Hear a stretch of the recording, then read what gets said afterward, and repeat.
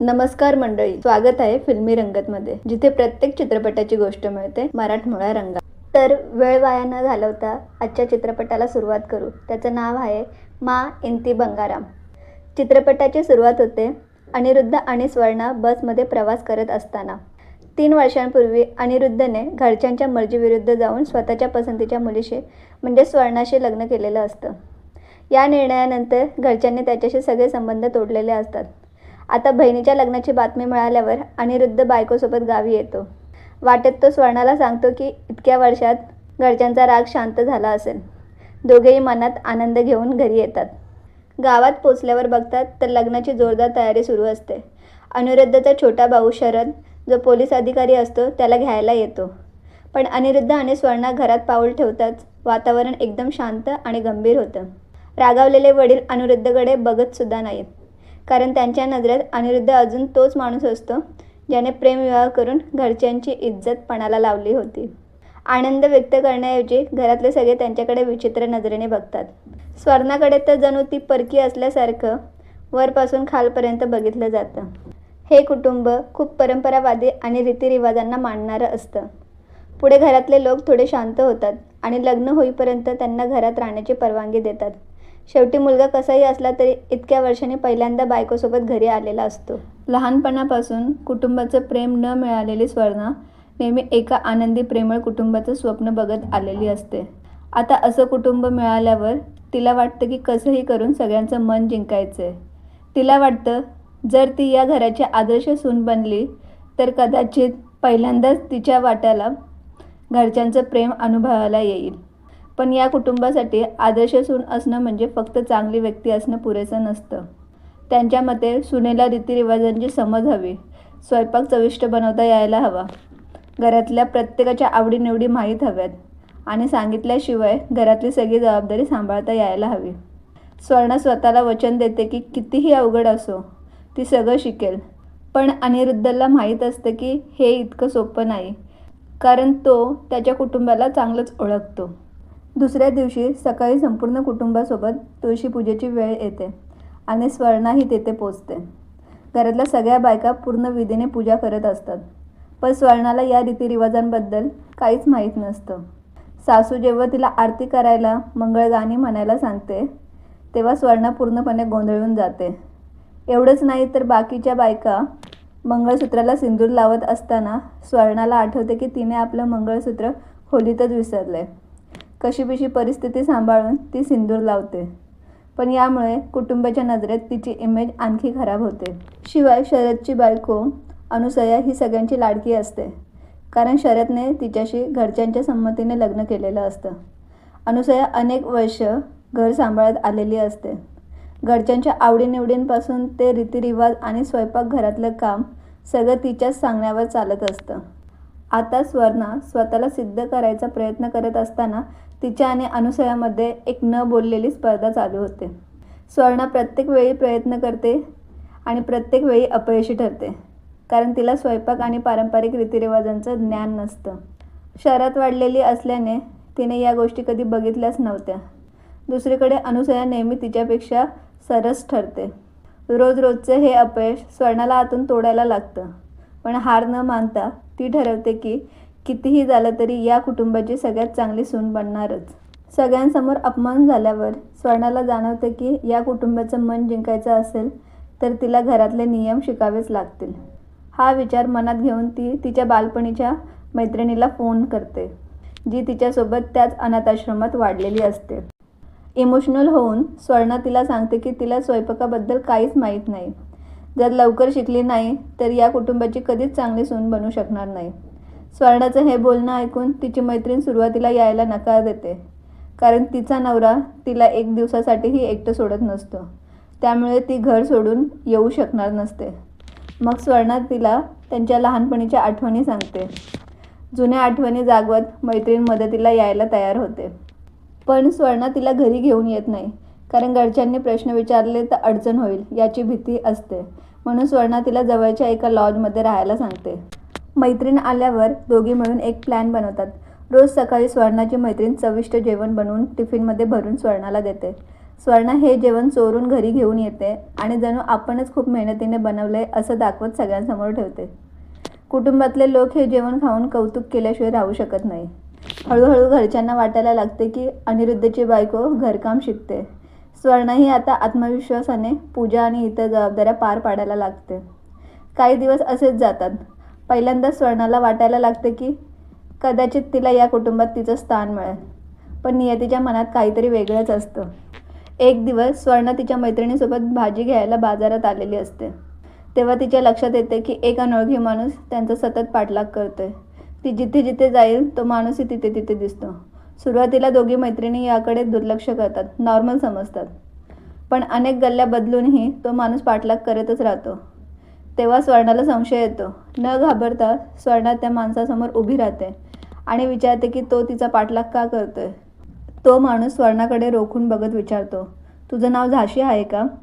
हा प्रश्न ऐकताच स्वर्णाच्या चेहऱ्यावरचा रंगच उडतो. पण लगेच ती स्वतःला सावरते आणि थोड्या रागातच म्हणते, माझं नाव झाशी नाही. अजून जर तू माझा पाठलाग केला तर जिवंत राहणार नाहीस. स्वर्णाचं हे रूप बघून मैत्रीण पूर्णपणे हादरून जाते, कारण तिने स्वर्णाला कधीच असं बघितलेलं नसतं. इकडे तो माणूस थेट तुरुंगात असलेल्या करुणा नावाच्या कैद्याकडे जातो. करुणा हा एक अत्यंत डेंजर गुन्हेगार असतो. तो माणूस करुणाला सांगतो की आज त्याने एक मुलगी बघितली जी अगदी झाशीसारखी दिसते. झाशीचं नाव ऐकताच करुणा काही क्षण शांत होतो. मग तो म्हणतो, जर ती मुलगी झाशी नसेल तर तिला मारून टाक, पण जर ती खरंच झाशी असेल तर सावध राहा, कारण ती तुम्हाला जिवंत सोडणार नाही. करुणाच्या या शब्दांवरून स्पष्ट होते की स्वर्णा जर झाशी असेल तर ती काही साधीसुधी बाई नाही. करुणावर विश्वास ठेवून तो माणूस पुन्हा स्वर्णाचा पाठलाग करायला निघतो. इकडे स्वर्णा नेहमीप्रमाणे मैत्रिणीच्या मदतीने डबा घेऊन घरी येते. दोघी शांतपणे टिफिन बदलत असतानाच बाहेर गाडी थांबल्याचा आवाज येतो. स्वर्णा खिडकीतून बघते तर ती हादरून जाते. घराच्या मागे 4 माणसं उभी असतात. त्यांच्यात तोच माणूस असतो ज्याने बाजारात तिचा पाठलाग केलेला असतो. तो माणूस पुन्हा स्वर्णाजवळ येऊन विचारतो, खरं सांग, तू झाशी आहेस का? स्वर्णा त्याला शेवटची ताकीद देते की निघून जा, पण तो माणूस ऐकण्याऐवजी थेट तिच्यावर हल्ला करतो.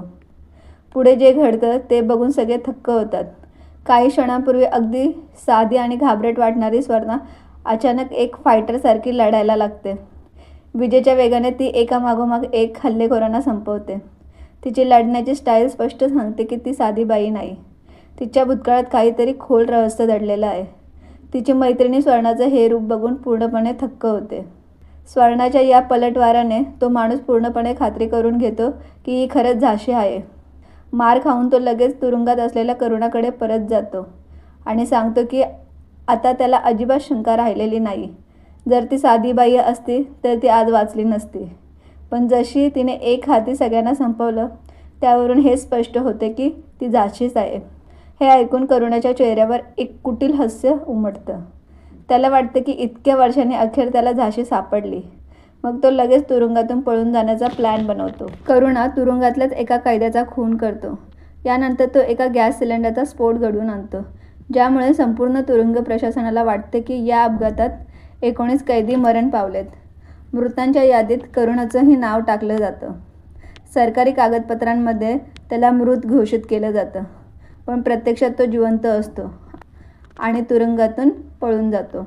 इकडे स्वर्णाची मैत्रीण तिचं भयानक रूप बघून घाबरत घाबरत विचारते, तू खरंच कोण आहेस? असले लढाईचे डावपेच तू कुठे शिकलीस? स्वर्णाला जाणवते की आता ती मैत्रिणीपासून सत्य लपवू शकत नाही. म्हणून ती तिला एका शांत जागी घेऊन जाते आणि आपल्या भूतकाळातलं सगळ्यात मोठं रहस्य सांगायला सुरुवात करते. स्वर्णा सांगते की तिचं खरं नाव झाशी आहे. लहानपणीच आई वडील गेल्यावर तिला अनाथ आश्रमात राहावं लागलं. झाशी आणि तिची मैत्रीण तिथे एकत्रच राहत होत्या, पण नियतीने त्यांचे रस्ते वेगळे केले. तिच्या मैत्रिणीला एका चांगल्या कुटुंबाने दत्तक घेतलं. त्यानंतर मैत्रिणीचं आयुष्य आनंदाने भरून गेलं, पण झाशी मात्र एकटीच राहिली. अनाथ आश्रमाचा वॉर्डन एक अत्यंत नीच आणि क्रूर माणूस होता. तो लहान मुलींचा गैरफायदा घेत असे आणि धमकावून त्यांना गप्प करत असे. एके दिवशी झाशीने ठरवलं, जर ती इथेच राहिली तर तिचं आयुष्य उद्ध्वस्त होईल. म्हणून ती अनाथ आश्रमातून पळून जाते. त्यानंतर जिथे मिळेल तिथे ती मेहनत करून काम करते. जिथे जागा मिळेल तिथे रात्र काढते. खूप भटकल्यानंतर तिला एका लॉजमध्ये नोकरी मिळते, पण तिथेही तिचं आयुष्य सोपं नसतं. काही लोक तिच्यावर वाईट नजर ठेवतात आणि रोज तिला त्रास देतात. मग एके दिवशी काही लोक लपण्यासाठी त्या लॉजमध्ये येतात. ते सरकार आणि भ्रष्ट व्यवस्थेविरुद्ध लढणाऱ्या एका गुप्त संघटनेचे सदस्य असतात. त्या संघटनेत अनेक धाडसी बायका असतात. पहिल्यांदाच झाशी अशा बायकांना बघते ज्या निडर असतात आणि उघडपणे अन्यायाविरुद्ध उभ्या राहतात. त्यांना बघून झाशीच्या मनात धैर्य जागा होतं. अगदी त्याच वेळी लॉजचा एक कर्मचारी तिच्यावर वाईट हेतूने हात टाकण्याचा प्रयत्न करतो. तेव्हा झाशी गप्प बसत नाही. रागाच्या भरात झाशी त्या कर्मचाऱ्याला ठार करते. या घटनेनंतर झाशीला जाणवतं की घाबरून जगण्यापेक्षा लढणं चांगलं. हा विचार मनात घेऊन झाशी त्या गुप्त संघटनेत सामील होते. ही संघटना जंगलात राहून तिथून अत्याचारांविरुद्ध लढत असे. गरज पडेल तसे ते गावांमध्ये आणि शहरांमध्ये कामगिरी पार पाडायला जात. या संघटनेचा नेता करुणा असतो. झाशी संघटनेत सामील झाल्यावर करुणा स्वतः तिला सगळ्या प्रकारे प्रशिक्षण द्यायला सुरुवात करतो. कालांतराने करुणा तिच्या सगळ्यात विश्वासू लोकांपैकी एक बनतो. त्याने झाशीला लढायला, शस्त्र वापरायला आणि कोणत्याही कठीण परिस्थितीत स्वतःचा बचाव करायला शिकवलं. हळूहळू झाशी इतकी ताकदवान बनते की मोठे मोठे गुन्हेगारही तिला घाबरायला लागतात. करुणा तिच्यासोबत अनेक मोहिमा यशस्वी पार पाडतो. पण याच काळात करुणा सत्ता आणि पैशाच्या हव्यासापोटी भरकटतो. गरिबांना मदत करण्याची आपली तत्त्व तो विसरतो. भ्रष्ट अधिकाऱ्यांकडून लाच घ्यायला लागतो आणि आपल्या साथीदारांचा विश्वासघात करतो. जेव्हा झाशीला करुणाचं खरं रूप कळतं तेव्हा तिचा विश्वास पूर्णपणे तुटतो. तरीही ती कशीबशी स्वतःला सावरते. पण आता करुणा स्वतःच झाशीवर वाईट नजर ठेवायला लागतो आणि तिला फूस लावण्याचा प्रयत्न करतो. हे बघून झाशी ठरवते की अशा माणसाला मोकळं सोडणं हा सगळ्यात मोठा गुन्हा ठरेल. पण झाशीला हेही माहीत असतं की जर ती थेट त्याच्या विरुद्ध गेली तर तिचा जीव जाऊ शकतो. म्हणून ती एक धोकादायक निर्णय घेते. ती गुपचूप करुणाच्या सगळ्या बेकायदेशीर कामांचे पुरावे गोळा करायला सुरुवात करते. अनेक महिने योग्य संधीची वाट बघितल्यावर अखेर ती ही माहिती पोलिसांपर्यंत पोहोचवते. पोलीस जंगलावर छापा टाकतात, करुणाला अटक करतात आणि तुरुंगात पाठवतात. पण करुणाच्या अटकेमागे खरं तर झाशीच होती हे कोणालाच माहीत नसतं. हे रहस्य फक्त झाशीलाच माहीत असतं. इकडे तुरुंगात करुणा शपथ घेतो की तो त्या गद्दाराला शोधून एक दिवस धडा शिकवेल. दरम्यान झाशी ही संधी साधून कायमची संघटना सोडून देते. ती स्वतःला पूर्णपणे बदलते. झाशी हे नाव बदलून स्वर्णा बनते. पुढे तिची भेट अनिरुद्धशी होते. अनिरुद्ध खूप चांगला माणूस असतो. हळूहळू झाशी म्हणजे स्वर्णा त्याच्या प्रेमात पडते. अनिरुद्धलाही पहिल्याच नजरेत स्वर्णा आवडते. यानंतर अनिरुद्ध आईवडिलांच्या इच्छेविरुद्ध जाऊन स्वर्णाशी लग्न करतो. अशा प्रकारे स्वर्णा आपल्या नव्या ओळखीने अनिरुद्धसोबत नवं आयुष्य सुरू करते.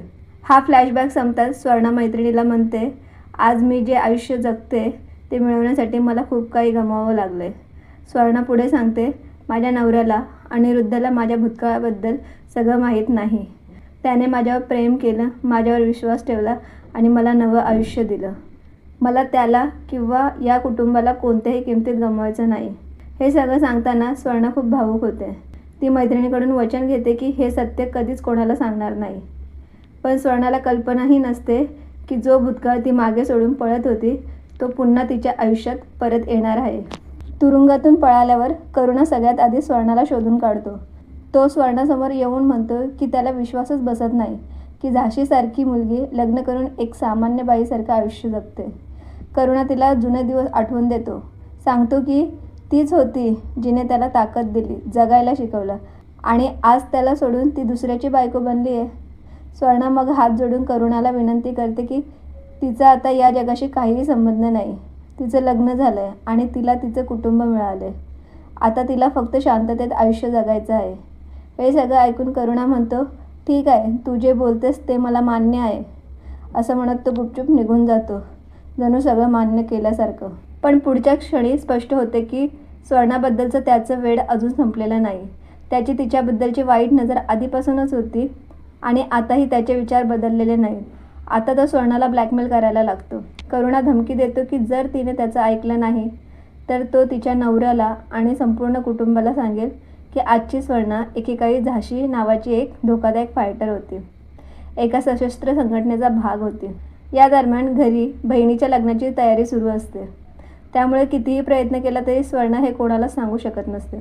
इकडे करुणा नातेवाईक असल्याचं भासून स्वर्णाच्या घरी येतो.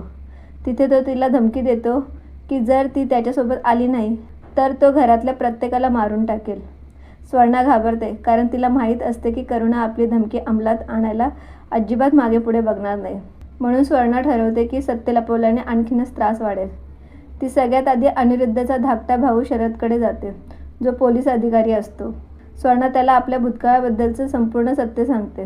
ती त्याला हेही सांगते की करुणा त्या दिवशी तुरुंगातल्या सिलेंडर स्फोटात मेला नव्हता, तर तो पळून गेला होता आणि आता तिच्या कुटुंबामागे लागलाय. स्वर्णा हे सगळं शरदला सांगत असतानाच अनिरुद्ध तिथे येतो. यामुळे स्वर्णाला अनिरुद्धलाही पूर्ण सत्य सांगावं लागतं. स्वर्णाकडून हे सगळं ऐकून अनिरुद्ध पूर्णपणे हादरतो. साधी आणि शांत वाटणारी त्याची बायको इतका धोकादायक भूतकाळ बाळगून आहे यावर त्याचा विश्वासच बसत नाही. पण थोड्या वेळाने तो स्वर्णाचं दुःख समजून घेतो आणि म्हणतो की माणसाची ओळख त्याचा भूतकाळ नसून त्याचा वर्तमान असतो. यानंतर अनिरुद्ध आणि पोलीस असलेला त्याचा भाऊ मिळून करुणाला पकडण्याचा प्लॅन बनवतात. ते करुणाचा फोटो घेऊन वरिष्ठ पोलीस अधिकाऱ्यांकडे पाठवतात आणि कळवतात की सरकारी कागदपत्रात मृत घोषित केलेली व्यक्ती प्रत्यक्षात जिवंत आहे.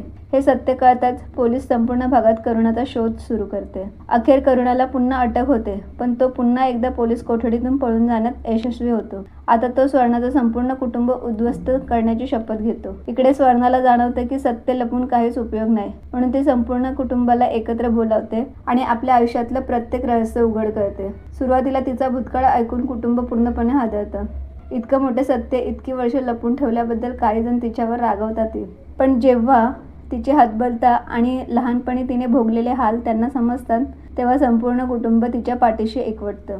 आधी भलेही स्वर्णा नावडती असली तरी सासू तिला मिठी मारते आणि जाहीर करते की भूतकाळ काही असो, आता ती या घरची सून आहे. अगदी त्या क्षणी रात्रीच्या अंधारात करुणा आपल्या गुंडांसह घराला वेढा घालते. आता ही लढाई फक्त स्वर्णा आणि करुणामधली राहिलेली नाही, तर संपूर्ण कुटुंबाला वाचवण्याची लढाई बनते.